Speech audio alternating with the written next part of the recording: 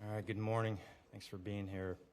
I'm Congressman Jerry Golden from Maine 2nd District, and again, appreciate you being here, and thanks for tuning in. We're here to kickstart an effort to force a vote on the Protect America's Workforce Act, which would overturn President Trump's executive order from back in March that ended collective bargaining rights for more than 1 million Americans.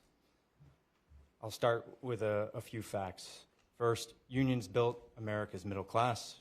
Workers have fought for generations for their rights, good wages, safe working conditions, fair treatment, to ensure that the economy works for everyone. And this country needs stronger unions, not weaker ones. Second, President Trump said ending collective bargaining was about protecting national defense. But in my district, and probably just about every district, affected workers build our defense goods, our necessities, the things that our troops need. In Maine, that's often shipbuilding, warships, but they also do things like care for our veterans. I'm here to tell you that these workers make America safer and stronger every single day. Third, America didn't vote to silence workers.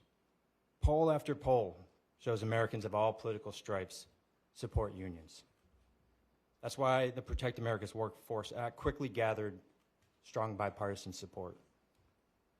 Some of the good news here, we know if this bill comes to the House floor, we can win. We have 222 co-sponsors, including 7 Republicans.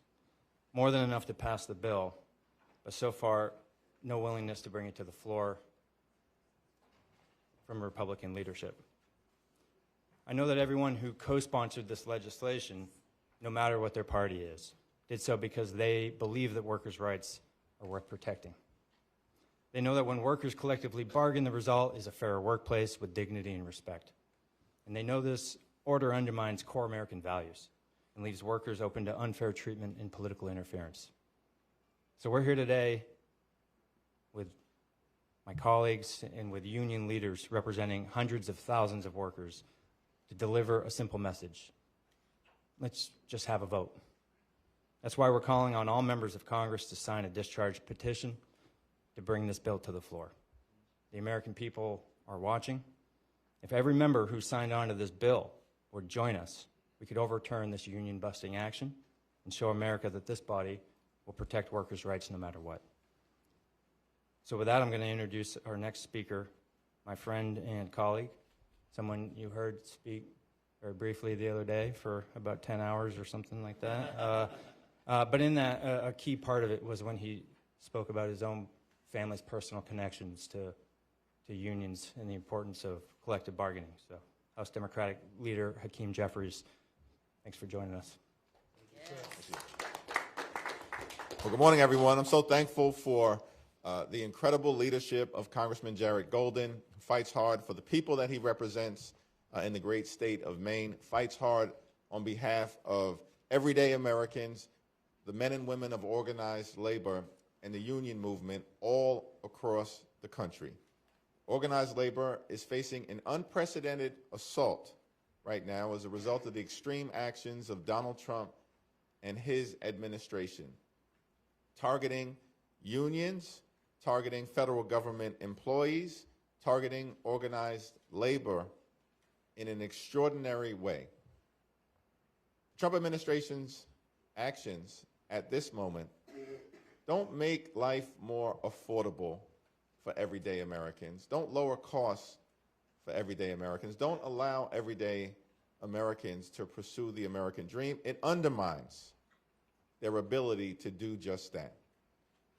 We believe in this country that when you work hard and play by the rules, you should be able to afford to live the good life, a good paying job, good housing, good health care, a good education for your children, and a good retirement. That's the American dream. And no one has done more to deliver that American dream to the American people than organized labor. No one has done more to deliver that American dream than organized labor.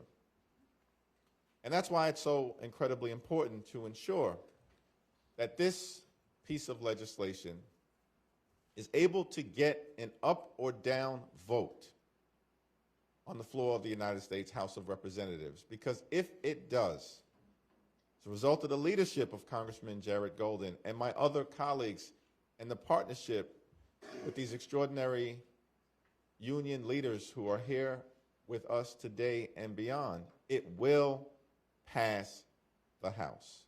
And that is a good thing for the American people. Speaker of the House has often said that the House should be able to work its will. We agree. And the House working its will means that this legislation that protects the right to organize, the freedom to organize, and collective bargaining should be fully aired in a debate on the floor of the House of Representatives. Given the unwillingness of Republican leadership to allow the House to work its will, there is another way. And so we're encouraging everyone who has supported this legislation or who has expressed support for everyday Americans, working class Americans, and the organized labor movement to sign this discharge petition so we can protect the freedom to organize, protect the path toward the American dream that has always been made far more viable by organized labor, and protect the ability of all Americans who are working hard and who are playing by the rules to live the good life and experience the American dream. It's now my great honor to yield to a tremendous champion for hard-working American taxpayers, the men and women of organized labor and beyond, because the union movement benefits everyone. Everyone. And the American people know it, which is why unions rate so highly in popularity across the ideological spectrum right now. And a woman who has done great work to lead this effort to bolster organized labor across the country is the president of the AFL-CIO, Liz Shuler.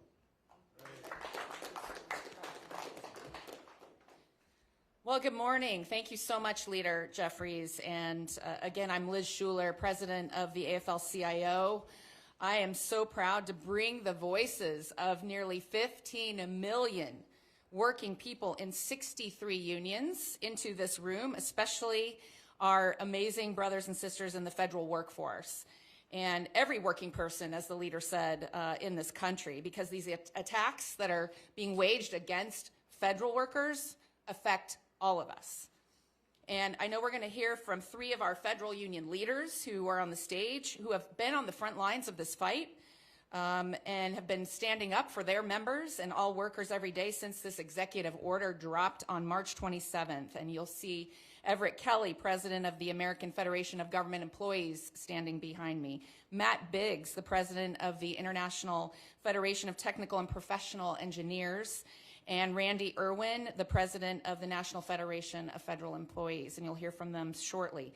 But I just cannot thank them enough, really, for their resilience, their leadership during challenging times, and of course, we're seeing every union across our federation that's been standing up and fighting back alongside them every step of the way. Because we have an old saying in the labor movement, if you come after one of us, you come after all of us.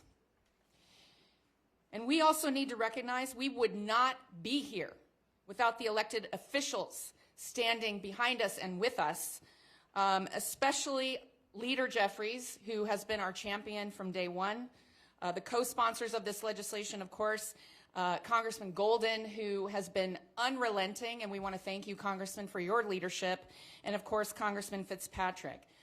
Just want to appreciate you showing that there is another way forward in this moment where we see so much division. And we know this is the most polarized moment since the Civil War, we've been hearing from political scientists. We feel that every day here in Washington, don't we?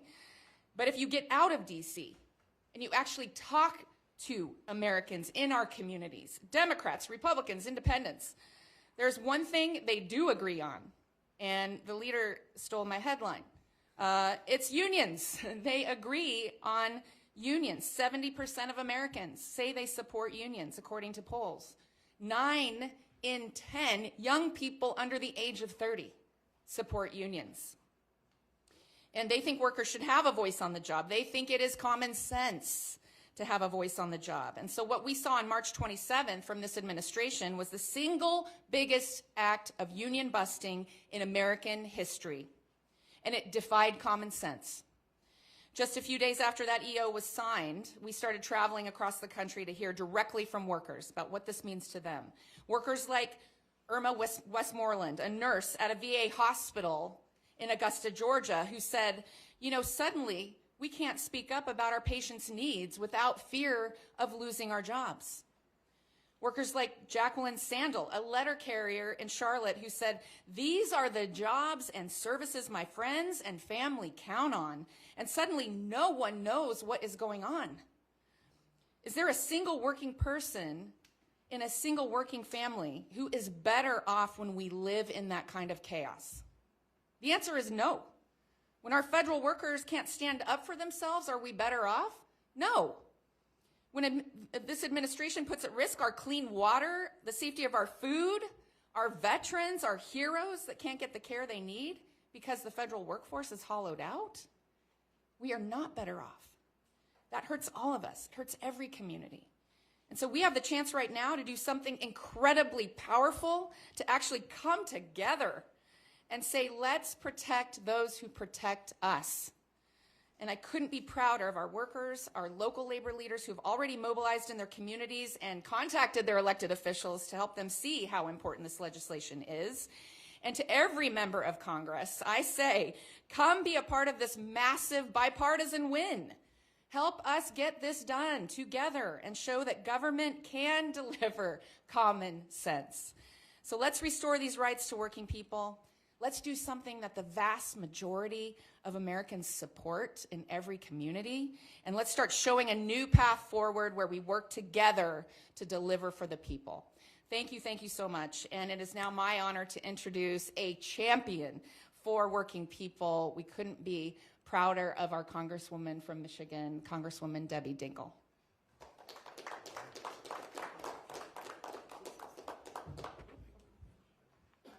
So good morning, everybody. And I first want to thank Jared and Brian Fitzpatrick for their leadership on taking a bill of such urgency. And they are like two leaders that bring people together. And I want to thank you, Congressman Golden, for your leadership in bringing us together. Hakeem Jeffries for always having the back of workers. And I'm here with labor friends, presidents of unions where I love them, but their members are ones that I'm working with and meeting with every single day on the ground. And we're just here to tell a story that people really need to understand. I am one of the co-chairs of the Congressional Labor Caucus, and I know just how critical labor rights are, not only for workers in unions, but for all American workers. Even you in the media, well, some of you in the media are unions, and you know how important they are. But people take for granted the 40-hour work week, their vacations, their sick days. They used to have pensions they could rely on. Every single worker in America has benefits because unions negotiated them, and people should never forget they're better off for what the unions have done. Congress granted collective bargaining rights for federal employees decades ago, and they have been upheld for years by the administrations of both parties, Republicans and Democrats. And now thousands of workers have had those rights taken away. I want to be very clear. This action is clear retaliation and union busting, plain and simple, and it's a threat to organized labor and workers everywhere. Federal employees are absolutely essential to keeping our country running. Liz gave a couple of examples. And you know, when people just, you know how people love to go off I want to tell you, people do not think about how their lives are better every single day because of a federal worker. Right. When the bird flu hits, and you're worried about whether your eggs are safe. Why did egg prices go up? Liz talked about veterans hospitals, those nurses, those doctors, the people that care for them. When you're flying, those air traffic controllers, your post office delivery, your Social Security checks. People get touched every single day by a federal worker who keeps their life safe and better. Well, law enforcement, firefighters too. Their work keeps us safe and strong. We agree on a bipartisan basis that these workers deserve their legally mandated labor protections, and we must come together to restore them. Our federal workforce is strong because of unions. Our federal workforce is strong because I want to say this too. I am so sick of people taking cheap shots that have no truth to them. We recruit the best, the most qualified people, and we are strong when these qualified people collectively bargain in a union. I want to thank my Republican colleagues who've joined us on this bill, and I encourage those who have not yet to recognize this isn't only an opportunity, it is a moral obligation for us to work together. We must all stand in solidarity to protect workers' rights. And now it is my honor to introduce the President of the American Federation of Government Employees, Dr. Everett B. Kelly, who has many, many workers in my district of a diverse, and he is out there fighting every day. Thank you.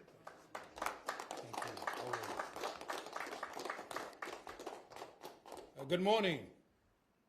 I am Everett Kelly, the National President of the American Federation of Government Employees, representing over 820,000 federal and D.C. government workers.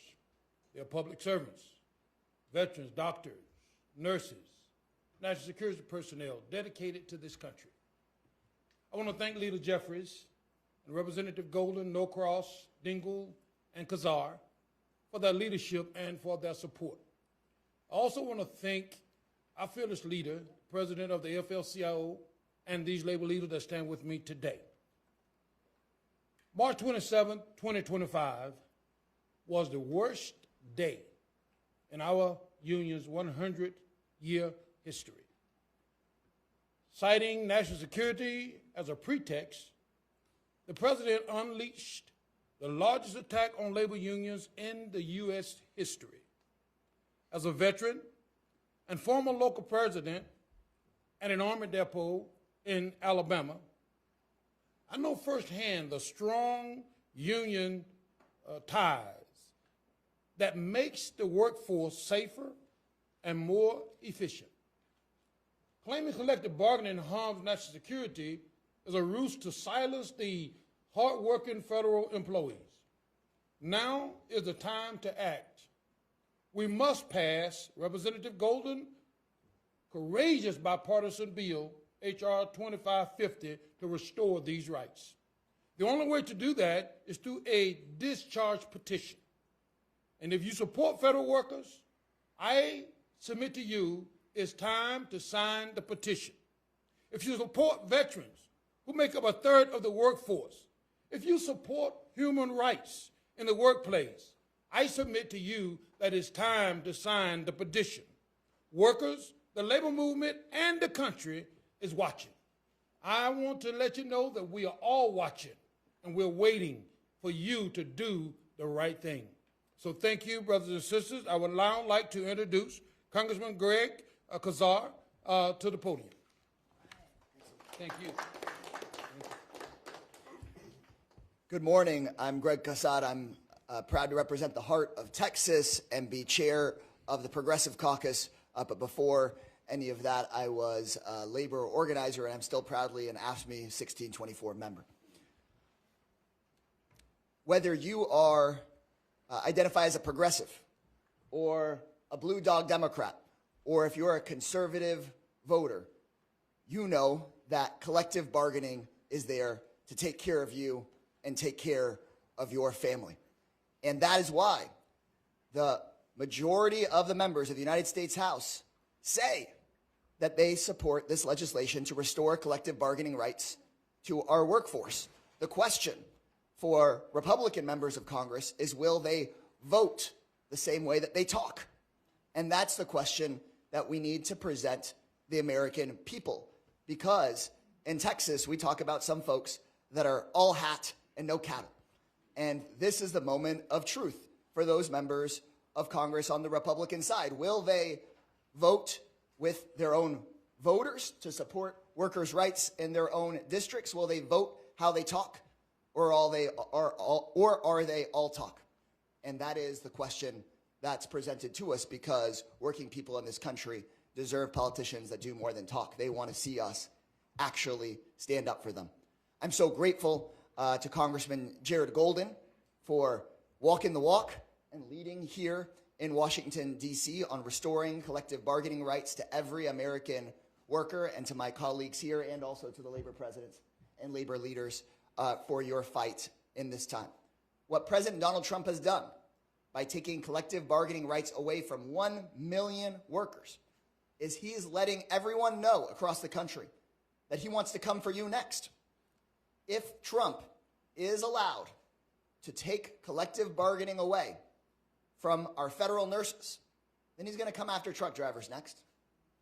If Donald Trump is allowed to come and take collective bargaining rights away from people taking your call at the Social Security Administration, then he's sure as hell coming for construction workers next. If Donald Trump is allowed to take collective bargaining rights away from our veterans, then he's coming for you next. And the House Democrats are united, and a significant number of even House Republicans have said that they will support restoring collective bargaining rights for these workers. And the question is, will they actually vote for it?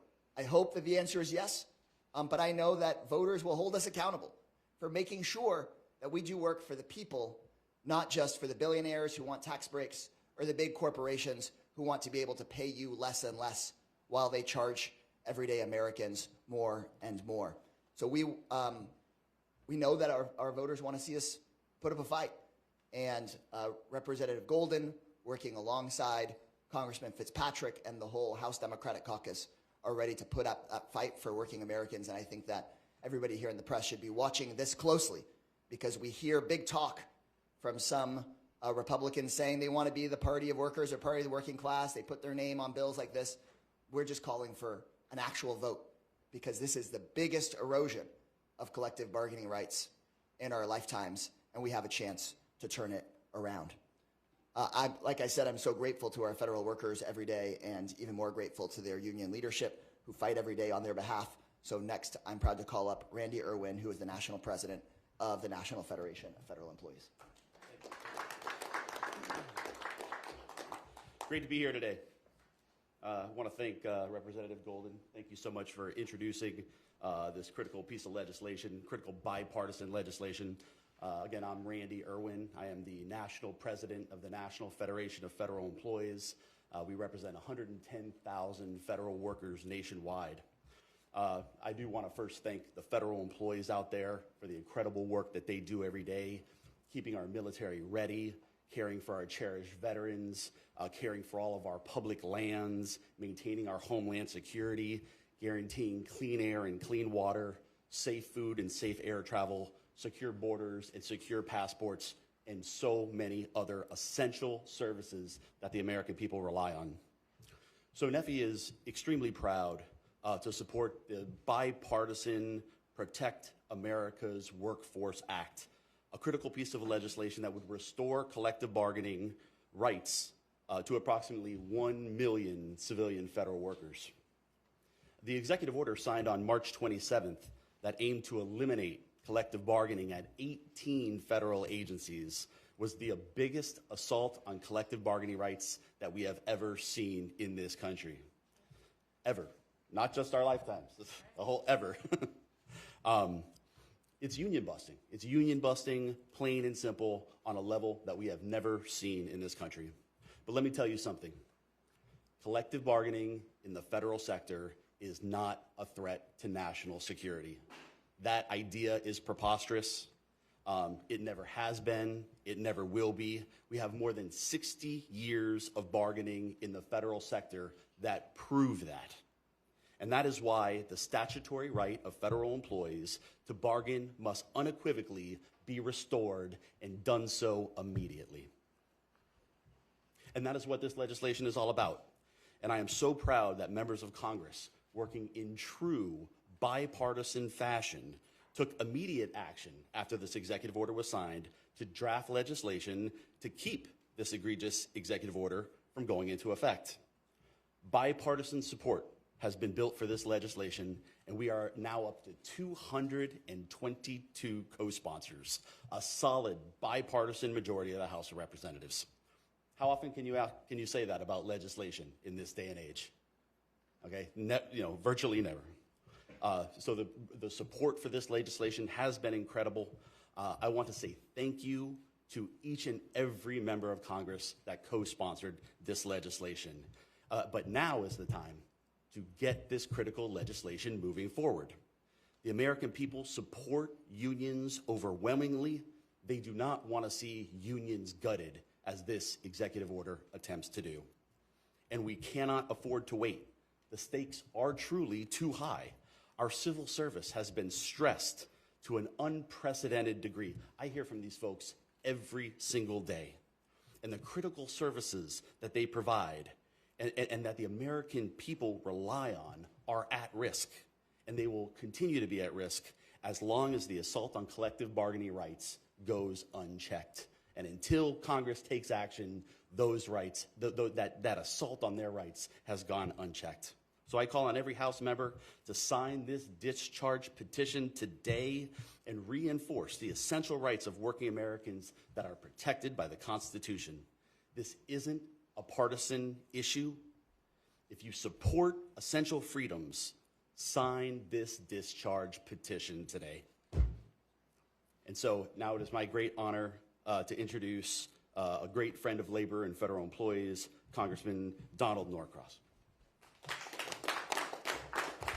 Thank you for the introduction. Proud member of IBW 351 for my entire working career, and it's great to be here.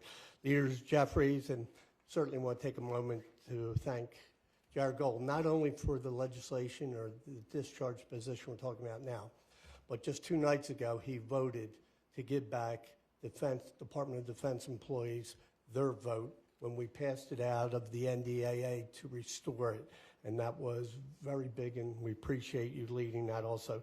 To Liz Schuler, who was my president back when I was the local president of the AFL-CIO, and to the international president. I'm an electrician by trade. I happen to do this because of one reason: workers in my district. I represented them as a business agent with the IBW, but then I represented them as a member of Congress, and I'm proud to do so. And one thing we knew is collective bargaining.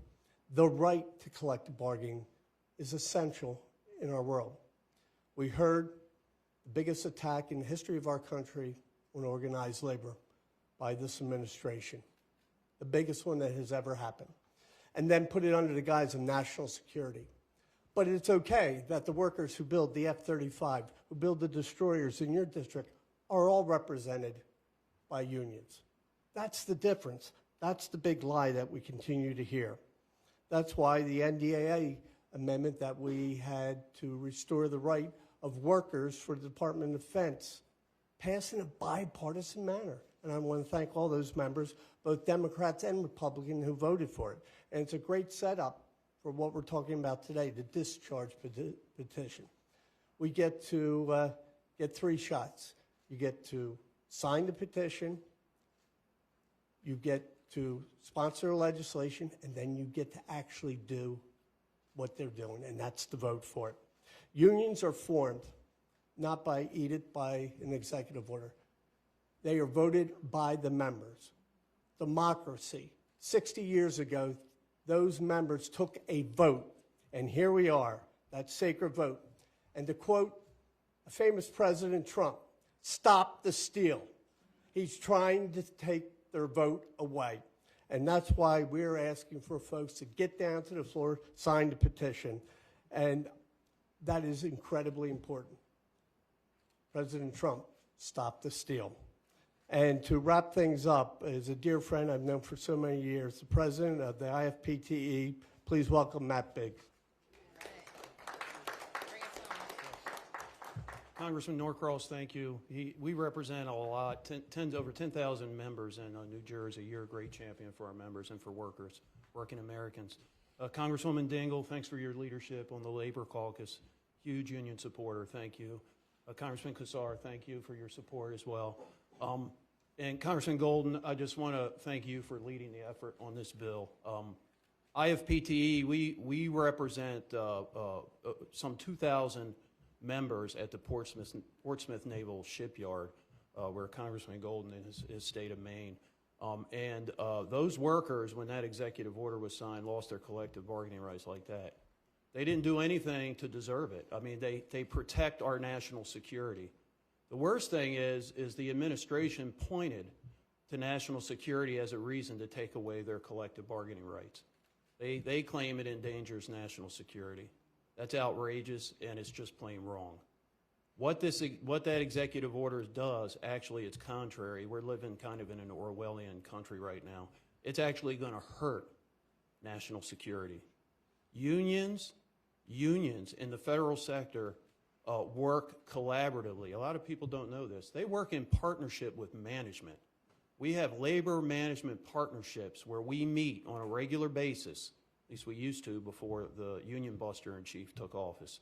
We meet regularly to come up with efficiencies. We meet regularly to address safety issues. This happens in the Department of Defense more than anywhere else, maybe the VA too, but the Department of Defense probably more than anywhere else in the federal sector. And it helps to enhance our national security and our homeland security. So what President Trump did when he signed that executive order is he actually hurt our national security. I'll say this too about unions. Federal unions, we bring transparency to the American public and to this Congress as to what's going on in these government agencies. Because every member of Congress talks to all the political appointees, right? You talk to the political appointees. They tell you what's going on in these agencies. You talk to management. They tell you what's going on in these agencies. Management's not bad. Political appointees, some of them aren't bad. But you get one side of the story. When you talk to labor in the unions, the people that actually do the work, who knows better what's going on in the workplace than the workers themselves? So we exercise our ability as a union and representing our members to come to Capitol Hill and inform members of Congress of exactly what's happening in these agencies. And so when you take away collective bargaining rights, you're attempting to destroy our unions, obviously, and it will hurt transparency and accountability to the U.S. taxpayer. So I'll finish with this. Before I finish, I do want to thank Congressman Fitzpatrick too, who's the Republican co-lead on this bill. I'd be remiss if I didn't mention Congressman Fitzpatrick and everybody that's sponsoring the bill, Republicans and Democrats alike. I'll leave you with this. IFPTE, we've been around since 1918. Our union was founded, we represent 90,000 workers all across North America. 1/3 of our unions are federal employees. Most of those are in the DOD. We were founded down in Norfolk, the shipyard, in 1918. We didn't have a labor law then to give us collective bargaining rights. And if President Trump, the union buster in chief, thinks he's going to take away our unions, he's wrong. Our union is still going to exist. You can try and take away our collective bargaining rights. I think we're going to get them restored. We're going to get them restored. But we're not going anywhere. Our unions are going to thrive, and we're going to continue to stand strong. Thank you. Now, with that, I'll hand it back to Congressman Golden. Thanks.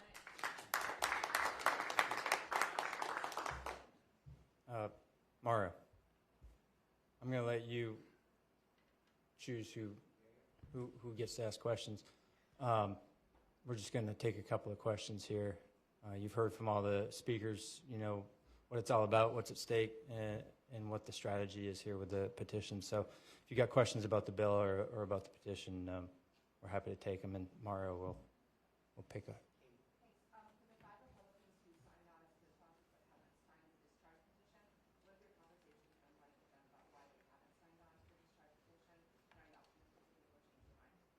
Yeah, I mean, I think you'll notice that this is, a positive conversation here.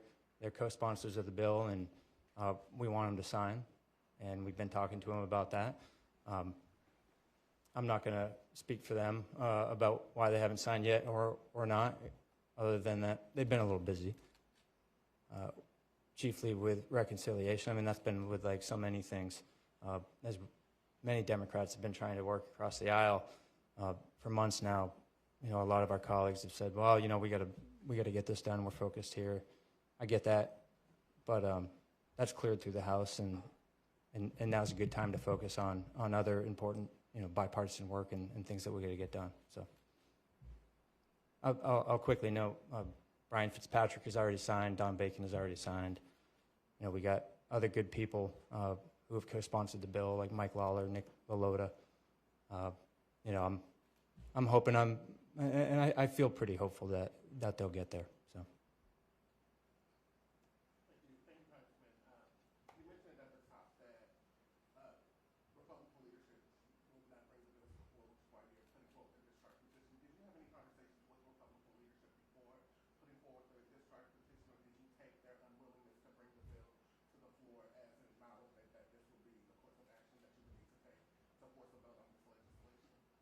Yeah, look, I try and be a humble guy. I don't know that the speaker, you know, regularly meets with rank and file members, and particularly not those from the other side. So, no, I have not spoken to Speaker Mike Johnson about it. But obviously, if this was a top priority for him, it'd be coming to the floor. But I'm confident that some of the Republicans, like Fitzpatrick, have definitely had those conversations. So, yeah. We don't want to wait any longer here.